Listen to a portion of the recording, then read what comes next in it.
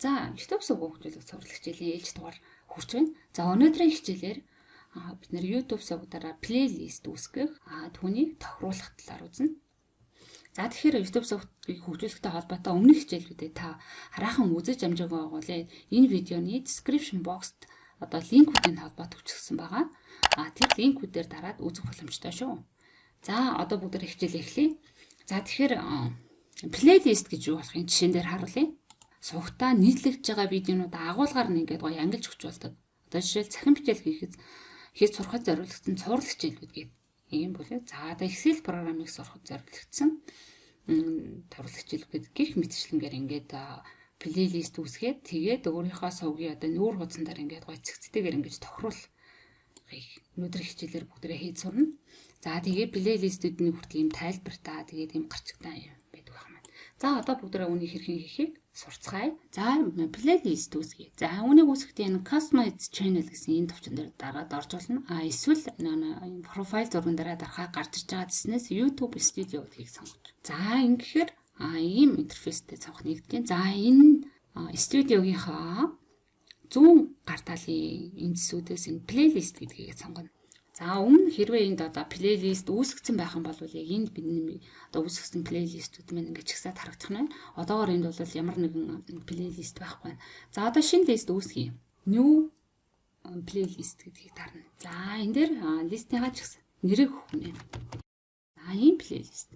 За, тэгээ энэ доотлолт нь болохоор одоо энэ таны энэ плейлистэнд байгаа видеонууд чинь public хандтай байх юм, private байх юм, unlisted байх юм гэдгийг эндээс сонгож өгөх нэ штэ. Public гэх юм бол одоо бүх хүмүүс ямар ч хүн сувгуучин зорчсон хин ч гэсэн үзэх боломжтой. Private гэхээр хувийн, unlisted гэхээр одоо нэг өмнөх хичээлүүд дээр багшин гэхдээ энэ эдний хандлаар нэлийн төлөвлөгөө тайлбарлчихсан тийм ээ.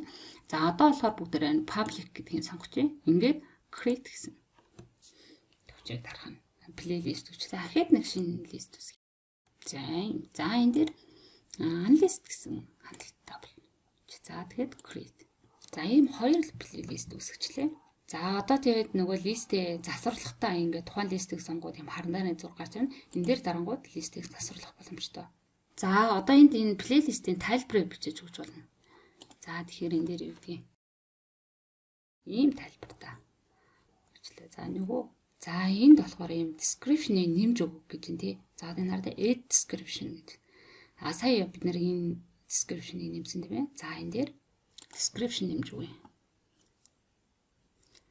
За, энэ болохоор гарч байгаа одоо энэ. Тэгээ эндээс мөн нөгөө төрлөө сонгож болох нь шүү дээ. Public байх юм аа, list байх юм. За, энэ дээр болохоор энэ юмнуудынх нь юу гарч ирж байна тийм ээ. За, тайлбар оруулъя. За, энэ дээр дараа.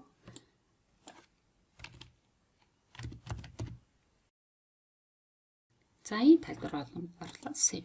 Плейлистэндээ одоо видео нэмье. За, видео нэмэхдээ яах вэ гэхээр энэ контент гэдэг рүү орно. Мөн л нөгөө нэг студио дотор байна тийм ээ. Студио дотор энэ контент гэдгийг сонгоно. Энийг одоо би аль плейлистэнд холбож өгөх вэ гэдгийг ингээд сонгож байгаа. За, би энэ хоёр видеог нэг плейлистэнд оруулъя. За, тэгэхээр энэ дээдлэлт нь энэ хараа. Сонголтууд гарч ирж байна тийм ээ. Энэ видеог устгах уу, эсвэл плейлистэнд одоо нэмэх үү гэдэг чинь тийм ээ. За, тэгээд энэ хоёрын алинд нь нэмэх вэ? Хоёуланд нь зэрэг бас нэмж болох нь. За, тэгэхээр би Google Drive гэдгээр нэмжээ. За, энд ингээд save. За, эсвэл одоо шинэ плейлист үүсгэх юм бол энэ дээр юм дараад new playlist гэдэг ингээд үүсгэж болох нь шүү дээ. За, хэрвээ энэ плейлистнээс одоо энэ видеог хасгаж байгаа бол мөн плейлист руугаа орж байгаа бол энэ видеогоо сонгож бол энийг чихийг авчих нь шүү дээ. За, ингээд хадгалчихна гэсэн. За, плейлистээ бол ингээд видеонд харуулж өгч. За, видеогоо ингээд оруулж байгаа үед чинь бас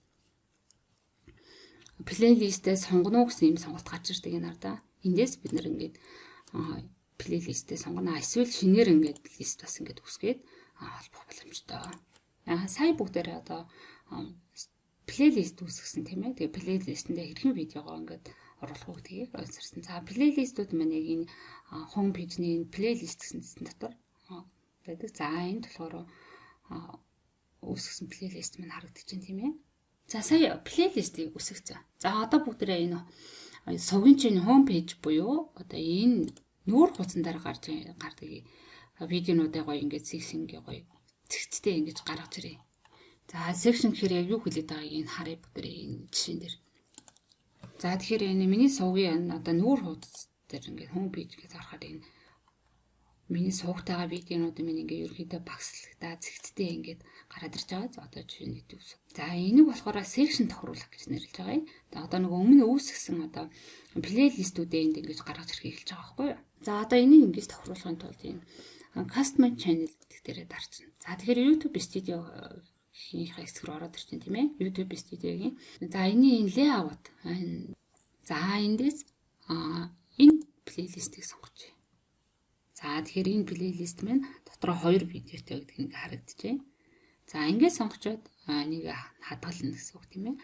За одоо ахид өөр нэг эндээс энэ мульт плейлист гэдэг.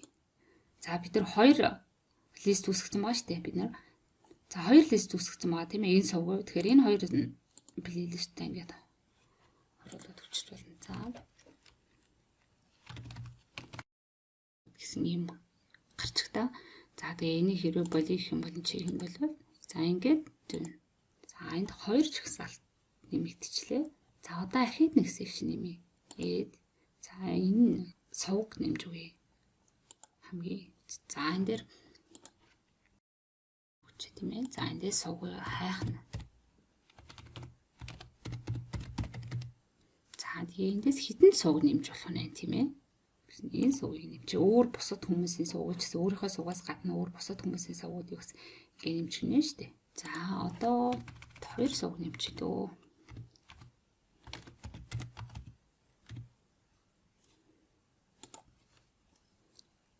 За ингээд дүүн. За ингээд 3 section үүсгэчлээ.